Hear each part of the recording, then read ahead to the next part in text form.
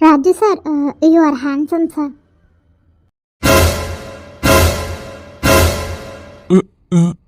என்னது?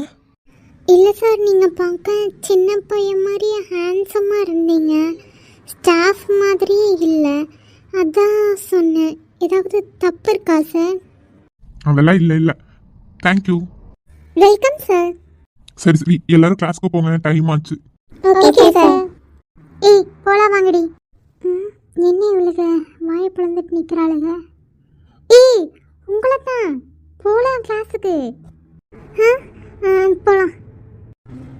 போகலாண்டி. அதுக்கு இப்படி வாயை பிளந்துட்டு நிற்கிறீங்க? நான் 3 பேரும் என்னடி சொல்கிற? 3 பேரும் ஷாக்காகி நிற்கிறோம். நீ பாட்டுக்கு என்னென்னமோ சொல்லிட்ட. அவர் திட்டியிருந்தா என்ன பண்ணியிருப்ப?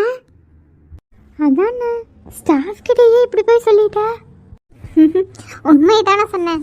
சரி வாங்க போகலாம். ஆமாம்மா, முதல்ல இங்கேருந்து போகணும். ஐயோ இப்போ கூட மட்டும் வரவே கூடாதுடா சாமி. அவங்க மறுபடியும் ஏதோ சொல்கிறதுக்குள்ளே போயிடலாம். சோனி சந்தியா. ஆமாண்டி போகலாம். ஏம்மா நில்லுமா. ஐயோ செத்தடி கலை, நீ இன்னைக்கு பாரு, இந்த குமார் சார் நிற்க சொல்கிறாரு. ஏய் என்னடி நிற்க சொல்கிறாரு? ஏதாவது சொல்லுவாரோ? அதை நீ முன்னாடியே யோசிச்சிருக்கணும்ல கலை. சாரிகிட்ட போய் இப்படி சொல்லிட்டு இப்போ வந்து என்ன இப்படி சொல்கிறாருன்னு கேட்டால் என்ன பண்ணுறது?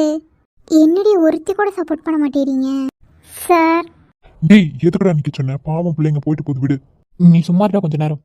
என்ன அவனை மட்டும் பார்த்தா ஹேண்ட்ஸமாக இருக்கிறீங்க சாருங்கிறீங்க, என்னையெல்லாம் பார்த்தா ஹேண்ட்ஸமாக இல்லையா? என்னை பார்த்தா என்ன வயசான ஆள் மாதிரியே இருக்குது. பட்டா ஓட்டுக்கிறங்கிட்டே அப்படின்னு நினச்சிட்டிங்களா பூமர்னு? என்ன நான் ஹேண்ட்ஸமாக இருக்கேனா இல்லையா?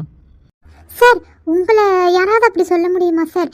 நீங்கள் அவரை விட நீங்கள் தாங்க சார் அழகாக இருக்கீங்க. உங்களை பார்த்தா தான் சார் சின்ன பையன் மாதிரி இருக்கு அவரை விட. உங்ககிட்ட சொல்கிறதுக்கு பயமாக இருந்துச்சு, அதான் சொல்லுவேன். உங்கள் ஷர்ட்டும் சூப்பராக இருக்குது சார். நீங்களும் ஹேண்ட்ஸமாக சின்ன பையன் மாதிரி இருக்கீங்க. ஓகேயா சார்? சே கலை தப்பு ஸ்டாடி. நான் கூட இன்னைக்கு செத்தா அப்படின்னு நினச்சேன். ஆமாம் பூமாரி, நானும் நம்மளே சேர்த்து மாட்டி விட்டுட்டேன்னு நினச்சேன். ஆனால் இவங்க 2 பேர் செம ஸ்வீட்டில் ரொம்ப யதார்த்தமாக எடுத்துக்கிட்டாங்க. நம்ம ஸ்டூடெண்ட்டுன்னு கூட நினைக்காம ஜாலியாக பேசுகிறாங்கல்ல. ஆமாண்டி. உண்மையாகவே இவங்க 2 பேருமே செம கேரக்டர்ல. இந்த மாதிரி பர்சன்லாம் ஸ்டாஃபாக வர்றதுக்கு நம்ம கொடுத்து வச்சுருக்கோணுண்டி. ஆமாம் சோனி. இப்போ கிளாஸுக்கு போங்க. Okay sir. டேய் டேய் டேய், என்னடா? இதெல்லாம் உனக்கே ஓவரா இல்லையா? இல்லை. என்னமோ போய் வேலையை பாருடா. அந்த பிள்ளைங்க என்னையும் தான் அழகா இருக்குன்னு சொல்லிச்சு. பெரிய ஆண் அழகா இவன். எப்போ பார்த்தாலும் பிள்ளைகளை பார்த்து பல்ல கட்டிட்டு போடா, போய் வேலையை பாரு. இப்ப பல்ல கட்டினது நானா இல்ல நீயானதுதான் தெரியல. சரி விடு, டைம் ஆச்சு, கிளாஸுக்கு வேற போகும். அடா ஆமாம்மா, எனக்குமே கிளாஸ் இருக்குது, நானும் போகிறேன். சரி சீக்கிரம் போகலாண்டி, நம்ம கேன்டீன்லேயே டைம் ஆக்கிட்டோம். கிளாஸ் வேறு ஸ்டார்ட் ஆகிருக்கும். அந்த அம்மா வேறு என்ன சொல்லுமோ. ஸ்டாஃப் யாருமே இல்லை பூமாரி. சொல்லப்போனால் ஸ்டூடெண்ட்டே 2-3 பேர் தான் இருக்காங்க. அப்பாடா, இப்போ தாண்டி நிம்மதியாக இருக்குது. நம்ம சரணை பார்த்துட்டு உள்ளே போகலாமா? ஆமாம், இவங்களாம் இருந்தால் ஒரு மாதிரி கிண்டல் பண்ணுவாங்க. அதனால் நம்ம வெளியவே அவனை பார்த்துடலாம், அதான் நல்லது. அவன் சொன்ன மாதிரி நம்ம ஹாஃப் சாரி கட்டிகிட்டு வந்திருக்கோம். அவன் என்ன சொல்லுவான்னு தெரில, பார்க்கலாம். சரிடி, நீங்களாம் கிளாஸுக்கு போகிறதுனா போங்க, நான் கொஞ்சம் நேரம் கழித்து வரேன். அங்கே போனால் ஒரு மாதிரி வெக்கையாக இருக்கும். அதுக்கு பேசாமல் வெளியே நின்னா காற்று வாங்கிட்டு ஜாலியாக இருக்கலாம். என்னது வெக்கையாக இருக்குமா இந்த குளிர் காலத்துலையா? சரி வாங்கடி, அவள் தான் சொல்கிறாள்ல, வெளியே நின்று போகிறா, நம்ம போகலாம் வாங்க. நான் வேணா கூட இருக்கட்டுமா சந்தியா? இல்லை பரவாயில்ல, எல்லோரும் போங்க, நான் வேணா கொஞ்சம் நேரம் கழித்து வரேன். சரிதான். சந்தியா, நீ ஏன் கிளாஸ்குள்ளே வராமல் வெளியவே நிற்கிற? உன்னை பார்க்கலான்னு தான்.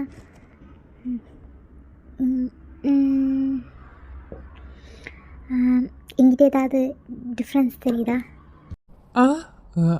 என்ன டிஃப்ரென்ஸு? எப்பவும் போல தான் இருக்கே. என்ன பூ வச்சுருக்க? ஓ அப்படியா, பூ மட்டும்தான் வச்சுருக்கேன்ல. சரி ஓகே. ஏன் இவ்வளோ கோவப்படுற? பின் என்ன, ஒன்றுமே தெரியாத மாதிரி நடிக்கிறியா இல்லை நிஜமாவே உனக்கு புரியலையா? எனக்கு டவுட்டாகவே இருக்குது, அதான் கோவப்படுறேன். யாராக இருந்தாலும் கோவம் தானே படுவாங்க. சந்தியா, நீ செம்ம க்யூட்டாக இருக்க. சரண் சரண் யாராவது பார்ப்பாங்க வீடு.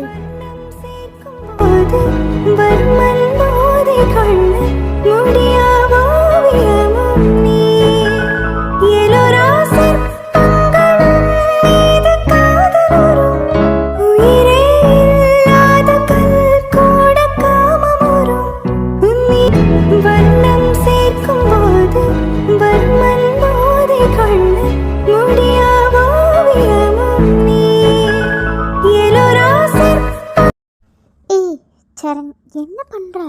யாராவது பார்த்துட்டா என்ன ஆகும்? யார் பார்த்தா என்ன? லூசு, இது காலேஜ். ஸ்டாஃப் யாராவது பார்த்துட்டா என்ன ஆகுறது? என்ன பண்ணுவாங்க? டிசி கிழிச்சு கொடுப்பாங்க. என்னது? ஆமாம், டிசி கிழிச்சு கையில் கொடுத்துருவாங்க. நம்ம வேணா வேறு காலேஜ் சேர்ந்துக்க வேண்டியதான். பைத்தியம், டிசி கொடுத்துட்டா வீட்டில் நம்ம செத்தோம் தெரியும்ல. ஆமாம்ல. என்ன சிரிப்பு? போ கிளாஸுக்கு போ. மேடம், எங்களுக்கு போக தெரியும், நீங்கள் ஃபஸ்ட்டு உள்ளே போங்க. யாரும் பார்த்துருக்க மாட்டாங்கல்ல? அதெல்லாம் யாரும் பார்த்துருக்க மாட்டாங்க, நீ போ. சரி.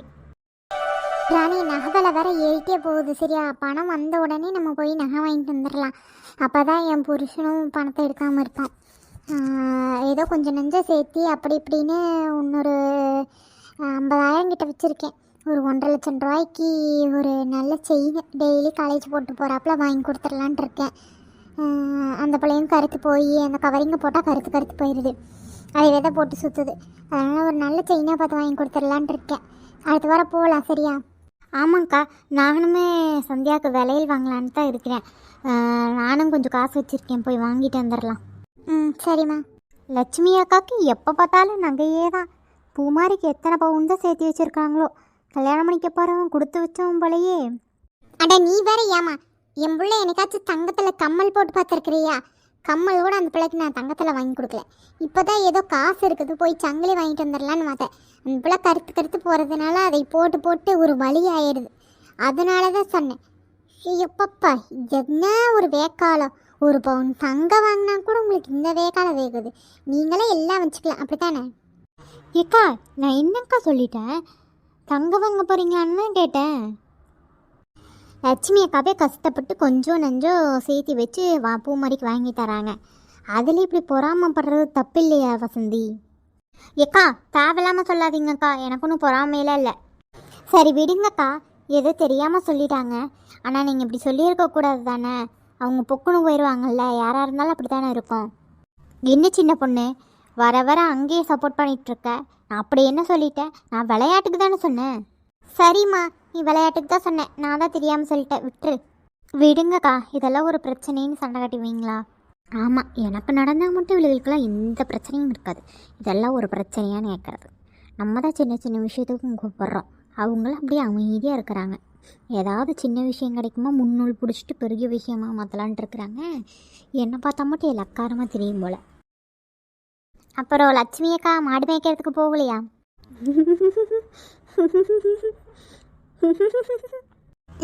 இது என்ன அவ்வளோ பெரிய காமெடியா என்ன? இந்த நாள் முடி இப்படி சிரிக்கு. ஒரு வேளை பைத்தியம் முடிச்சிருச்சோ? ஏன் மாடு மேய்க்கிறவங்கன்னா உனக்கு அவ்வளோ இலக்காரமாக இருக்கதா என்ன? இதுவும் ஒரு விவசாயம் தான் சரியா? ஐயோ அக்கா, நான் அப்படியெல்லாம் சொல்லலக்கா. எப்போவுமே போவீங்களே நேராச்சுன்னு இன்றைக்கி என்ன இங்கே சாகுவாசமாக உட்காந்து பேசிகிட்டு இருக்கிறீங்க அப்படின்னு தான் கேட்டேன். இந்த 4 முடி தான் அது புரிஞ்சுக்காமல் சிரிக்குதுன்னா நீங்களும் புரிஞ்சுக்காமல் பேசுகிறீங்க. உண்மையுமே நான் அப்படிலாம் நினச்சி சொல்லவே இல்லைக்கா. மாட்டை தண்ணியெல்லாம் கட்டி அடப்பு கட்டில் தான் போட்டு விட்டுட்டு வந்திருக்கிறேன். மேய்ஞ்சிட்டு கம்முன்னு நிழலில் தேடி போய் படுத்துக்கு. அதனால தான் சாகுவாசமாக உட்காந்து பேசிகிட்டு இருக்கேன். சரிங்க்கா. எம்மா, கொஞ்ச நேரத்தில் இந்த 4 முடி பார்த்த வேலையில் நம்ம சேர்த்துருப்போம் போலையே. நம்ம யதார்த்தமாக தானே கேட்டோம்.